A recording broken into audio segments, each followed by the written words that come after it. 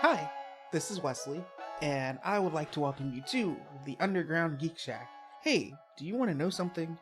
Today, I'm coming in solo not to talk about an anime. I'm here to talk about a book, specifically Aru Shah and the End of Time by Roshni Shakshi. I hope I'm saying her name correctly. I really hope I am. This book is a really good book.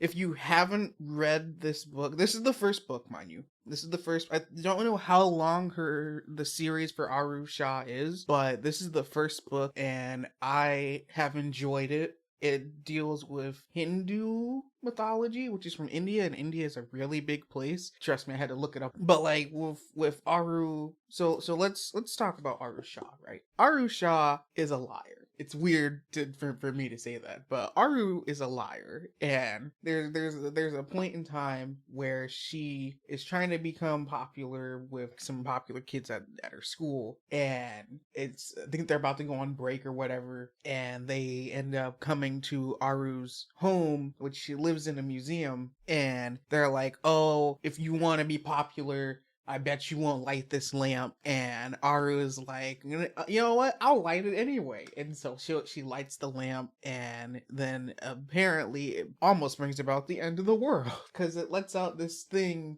known as the sleeper. And when that happens, everything stops like completely. Like the world itself literally stops. And so that happens. The sleeper apparently knows Aru, and then we have this thing where we have this bird, and it's a god apparently, and Aru gives it the nickname Boo. And it's interesting because Aru was essentially a reincarnation of one of the Pandava brothers. And it's interesting because apparently with the Pandava brothers, they all had one wife. They all had to share her, I believe.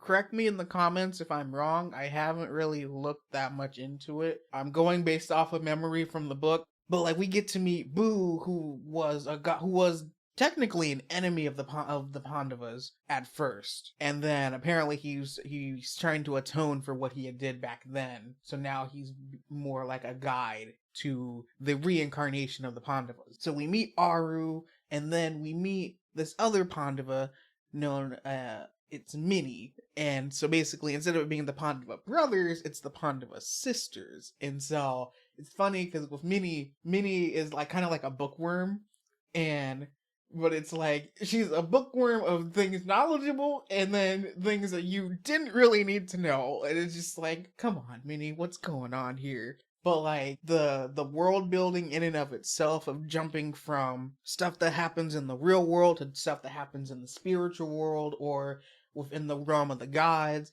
because then you figure out, oh, you go through this thing known as a god bless. Hi, this is Editor Wes. I'm stepping in real quick to talk about something that past Wes is a little bit confused on. It's the claiming. The gods sit there and acknowledge to see if you are actually their child. And Minnie gets claimed as the daughter of death. Is Dharmaraja. Dharmaraja is the Lord of Death and Justice. And Aru gets claimed, I think, is the daughter of lightning.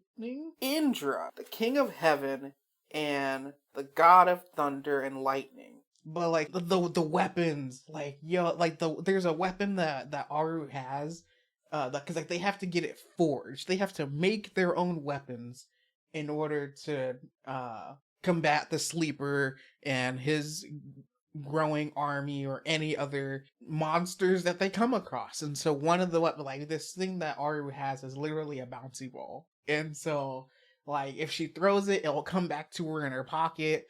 And like and Minnie has like this little compact mirror, and like she can use it for different things. It can translate different things. Like if they ever went to the underworld, and it would translate what's like being said between this one dude who's dead and this other dude. And like it's really good, and the humor in here is like really good. I think Roshni Shakshi did a really good job with not only explaining how the world works within her book, but also the way that it gives me like the way how you're able to figure out what's going on between the realm of the gods and the human world. And like they're like the four seasons, like you wouldn't actually think, oh, these are actually spirits, these are actually, you know, summer, spring, autumn, winter. You wouldn't think that these things actually have personality. And it's interesting because like when they get to, when you get to read about it or when you get to see it, it's cool because it's like they take on these forms, and it's like, oh well, I made this, oh well, I made this. And it's like kind of like they're trying to compete against each other for the affection of Aru and Minnie. And the way that Aru gets around it is like trying to make it seem like, oh, like they're like really important. And then Aru is like, oh well, if Minnie doesn't like it, then we won't accept it. If I don't like it, then we're definitely not going to accept it. And so it throws the seasons into like a frantic, and they're like, oh no, oh no, oh no, please, please, please, you need to take this. I implore you, take this. And you know, it's cool. And then like when you, and then there's a moment where like there's like something mysterious happens, and I'm not gonna try and spoil this entire book for you, just because if you haven't read it, I would encourage you to go read it.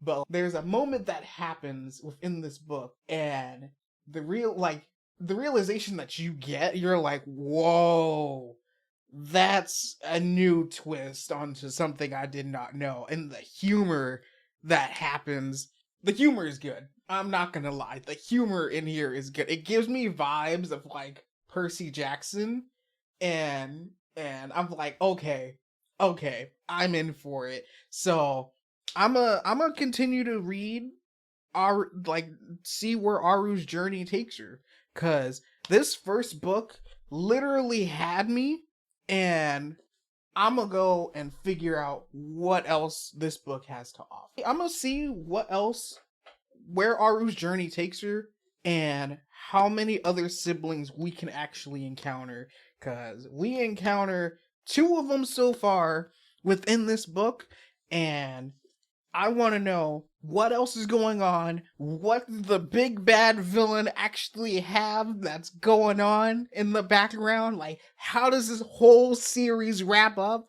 And I'm in it. I'm in it now. I'm in it for the long haul. I just need to go ahead and get the second book for this.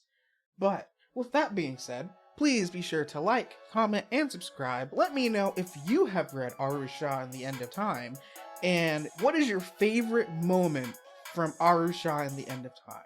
I'm gonna do a quick plug-in right here. If you want to read or check out my book, Not Human, then go ahead. It is on Amazon. It is a collection of 10 short stories ranging from different people's lives and how they can the obstacles that they face and how they can overcome them. Check it out now. It's at Amazon, Books A Million, anywhere books are sold. Go out, buy yourself a copy, and let me know in the comments if you've read Not Human, along with have you checked out Aru in the End of Time. Thanks, and I hope you've enjoyed your visit to the Underground Geek Shack. See you guys.